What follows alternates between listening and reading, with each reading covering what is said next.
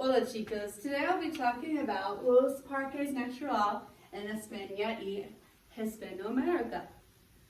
I'm going to be talking about 3 specific parks: el Parque Natural de Doña, Rapa Nui, and Iguazu. Let me talk about el Parque Natural de Doña. Now, this park is known for the dunes, the sand dunes, along with the wetlands.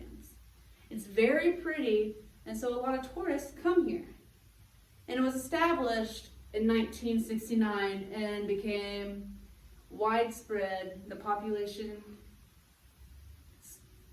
the area started getting bigger around 1997. Now, given the fact that it's wetlands and it's very pretty and there's a lot of tourists, there's also negative side effects to this. And that would be the pollution. Now, people would throw trash and that would end up in the waterway. And you know what? Who drinks water? We drink water, animals drink water, we all drink water to survive. Now, that's a big issue that it's starting to get, along with overcrowding of tourists. So it's becoming like really overpopulated. And if it becomes overpopulated, where do the animals go? Because the animals live there. That's just one of the main concerns that this place has. And I brought pictures.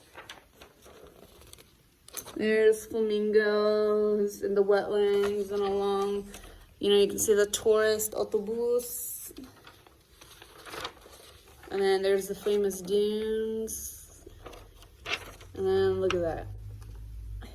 That's a big problem. That's really sad.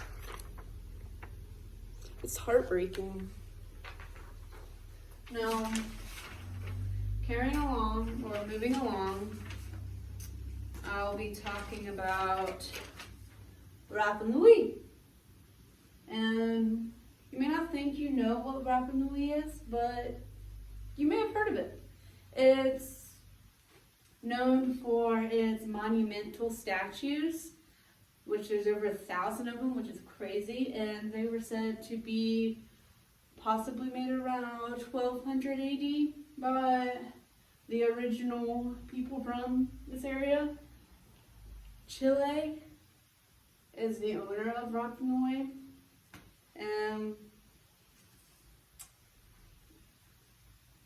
it's crazy to think that there's a lot of tourists, that come here, and the government decided in 2018 that the spending days at Easter Island, I should say, that's what the other name for it,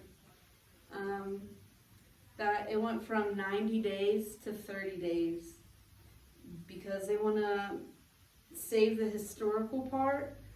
Because these statues have been around for a long time, and who's to say how much longer they have? So they want to save as much as they can of these natural resources of the statues. And I'm bringing over a picture of the statue along with what Easter Island is. Remember it now? And this is Easter Island. It's very beautiful. Now, Iguazu has an interesting story. I know you thought, wow, Easter Island, what could be more interesting than Easter Island?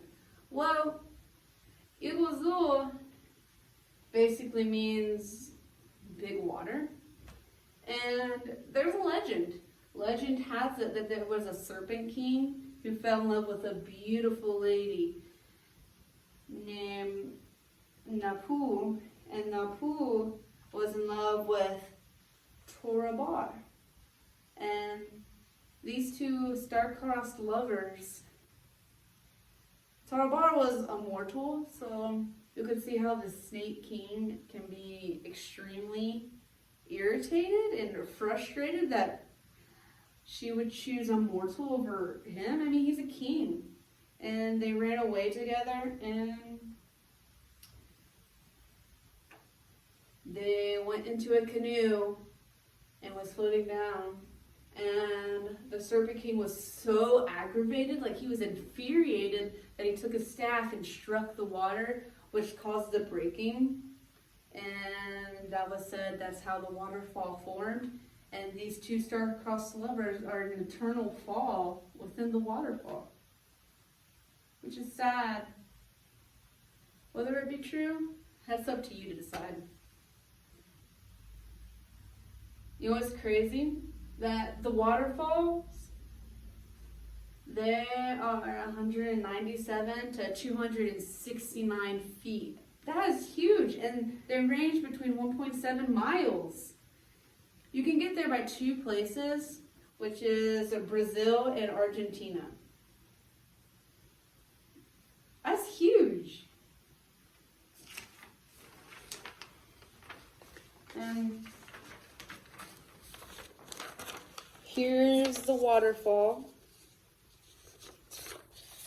along with, you can see the tourists right there, and they're on a walkway, which is pretty cool that today, in this world, you can build a walkway just so you can like take a pretty picture, and that's awesome.